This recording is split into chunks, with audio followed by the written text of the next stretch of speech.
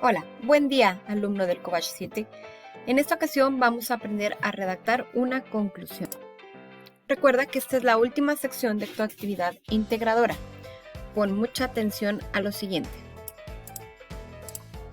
¿Qué es una conclusión? Una conclusión, cuando estamos hablando de un experimento, la podemos definir como la oración final que se desprende de aquel argumento que se hizo en la sección del análisis de datos. Se trata entonces de una proposición, es decir, un solo enunciado, muy distinto de una opinión, dado que usualmente hay que razonar y argumentar algunos puntos que vamos a mencionar posteriormente para obtener un pensamiento válido, con cierto margen de certeza. En el caso específico de tu actividad integradora, no vas a tener una sección de análisis de datos. Por lo tanto, en un momento te voy a decir cuáles son los pasos a seguir para elaborar de manera específica la conclusión de tu actividad. ¿Cuál es el objetivo de una conclusión? Hablando específicamente del reporte de un experimento, una conclusión puede redactarse con diferentes fines. Con ella podemos aportar nueva información al final relevante sobre el tema en cuestión.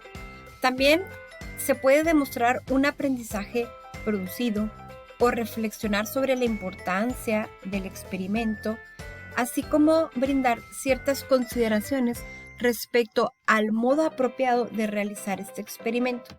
Y finalmente, a través de las conclusiones, podemos transmitir esa experiencia personal que tuvimos al elaborar el experimento en cuestión. ¿Y cuáles son entonces esas principales características que debe tener una buena conclusión? Principalmente son 4. Una buena conclusión debe ser relevante, concisa, válida y tener una buena redacción. Cuando hablamos de que debe ser relevante, nos referimos a que deben estar relacionadas tanto con el objetivo como con el enfoque general del experimento.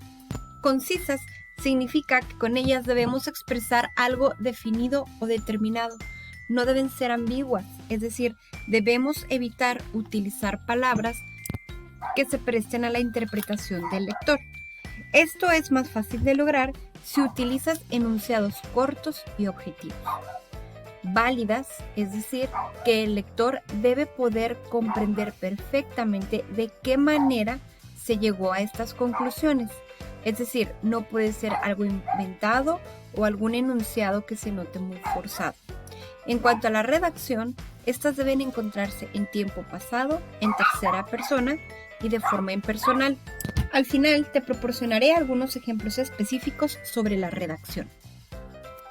¿Cuáles son entonces estos pasos que debes de seguir para elaborar tu conclusión?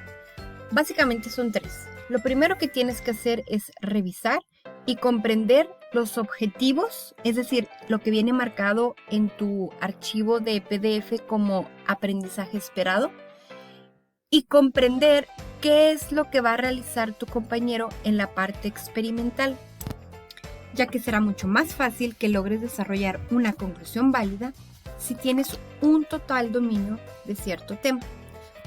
Para esto, entonces, es conveniente que estés informado sobre lo realizado en la parte experimental por tus compañeros de equipo y de esto anote los puntos más importantes.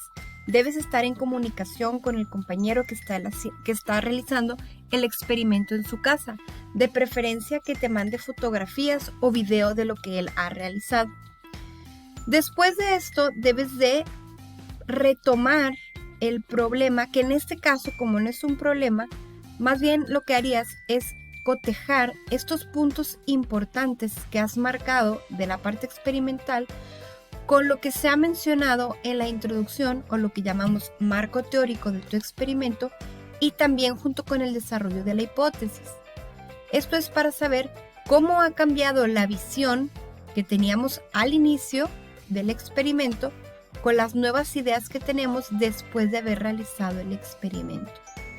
Y con todos estos materiales debes de tratar de identificar cuál es este conocimiento novedoso que han logrado producir con su trabajo en equipo. Y finalmente, ahora sí estarás listo para llevar a cabo la redacción de tus conclusiones. En este punto, mi recomendación es que hagas varias conclusiones a manera de lluvia de ideas en un cuaderno, en una hoja en blanco, y después de que las leas, te des a la tarea de reflexionar sobre lo que estás escribiendo, sobre las ideas que tienes en tu cabeza, y de todas esas ideas, elijas aquella que te ayude a demostrar la relevancia del experimento o que te ayude a demostrar la relevancia de esa pregunta general que guiaba nuestra práctica. Para algunos autores existen 5 tipos de conclusiones fácilmente identificables. Están las llamadas lógicas o formales, las personales, las teóricas, las de resumen y aquellas que emiten recomendaciones. Para fines de nuestra práctica, aquí te estoy marcando con este pequeño símbolo que es un Matraster Lermeyer, los 3 tipos de conclusiones que puedo esperar para tu reporte. Aclaración, solamente hay que redactar una conclusión, pero esa conclusión que redactes puede ser teórica o puede ser de resumen o puede ser a manera de recomendación. Tú puedes elegir el tipo de conclusión que vayas a redactar. Esto puedes platicarlo también con tu equipo para que se pongan de acuerdo. ¿Cuáles serían estas conclusiones teóricas?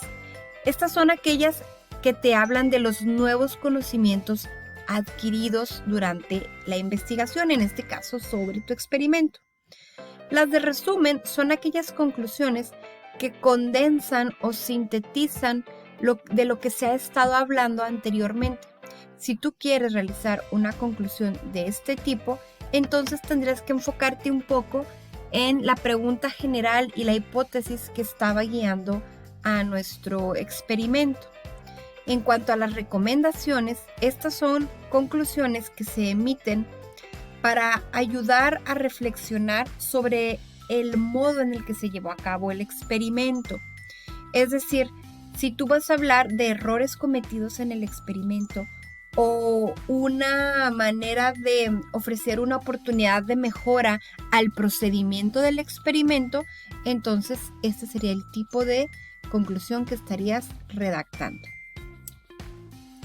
A pesar de las oportunidades de mejora que voy a especificar a continuación, para el nivel escolar de ustedes, esta es una de las conclusiones más rescatables del semestre pasado, ya que aunque la redacción se siente muy ambigua y desordenada, y también cabe mencionar que contiene varias faltas de ortografía, se nota la intención del estudiante de relacionar la parte experimental con los objetivos de la práctica y de rescatar algo de lo aprendido. A continuación voy a leer la conclusión primero tal y como fue redactada por tu compañero. Conclusión.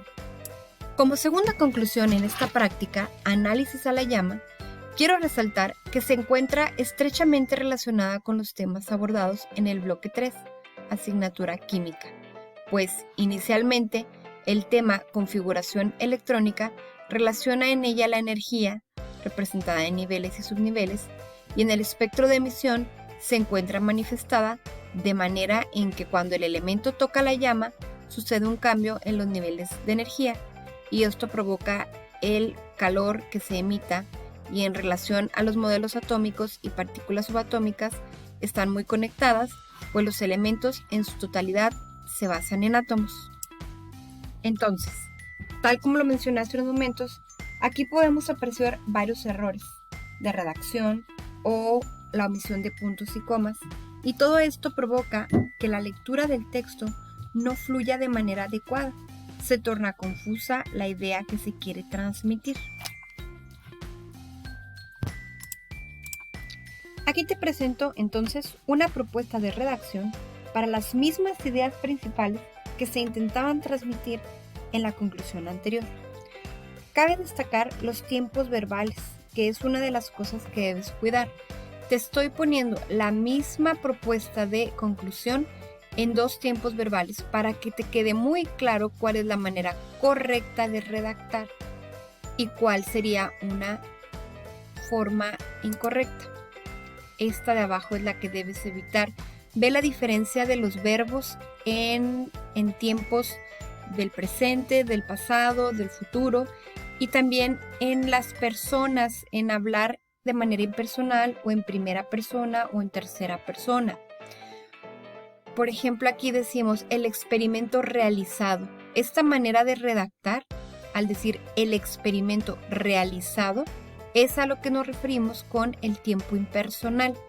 Si aquí ya tú dices el experimento que realizamos, aquí ya se nota quién lo realizó. Ya estás hablando en primera o tercera persona.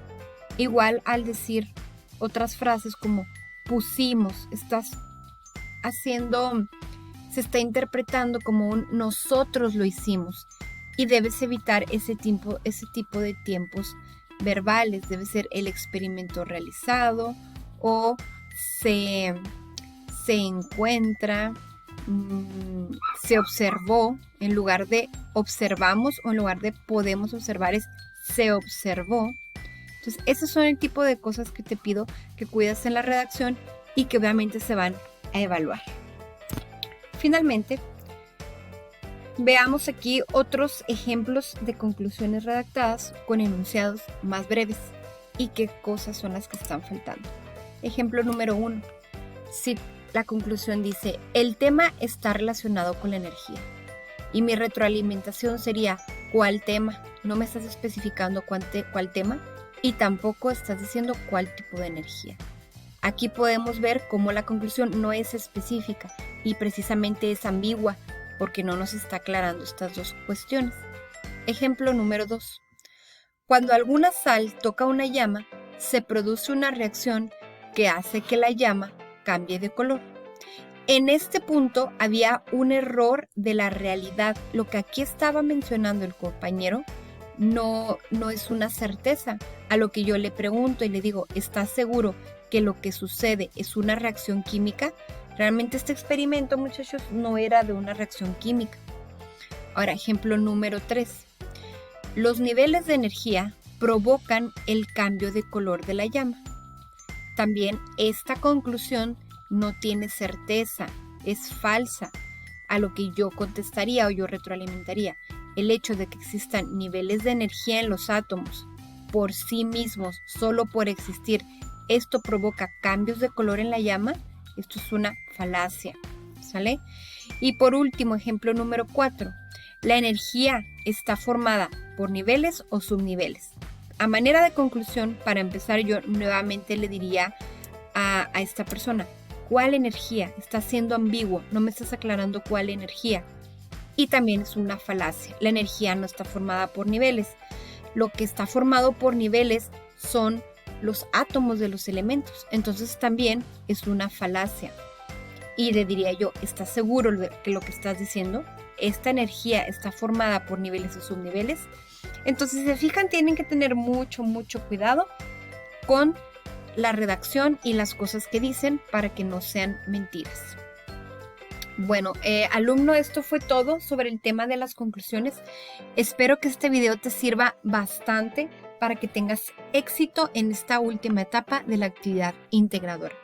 Cualquier cosa la veríamos en la primera sesión de la próxima semana, o puedes escribirme un correo electrónico a laura.saenz@covachh.edu.mx.